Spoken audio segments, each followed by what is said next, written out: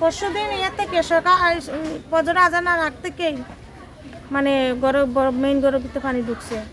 এই ভিতরে তো আমরা তো কোনো সরকারের কোনো সহযোগিতা করে নেই, মানে কেউ কিছু বলে নেই। আমরা পানি ভেঙে এগুলি আনলাম, আইনা এখানে রাখলাম, আর অন্য জায়গায় গিয়া থাকতে আসি, খাইতে আসি।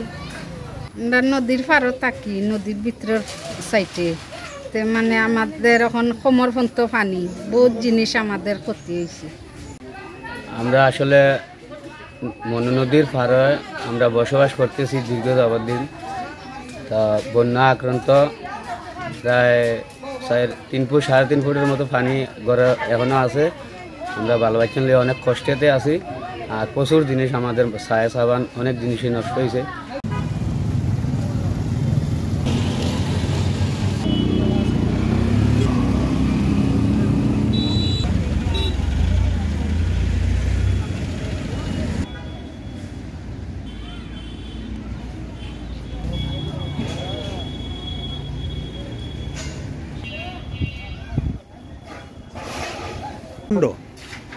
সকালে 13 আছিল, এখন 15 হয়েছে।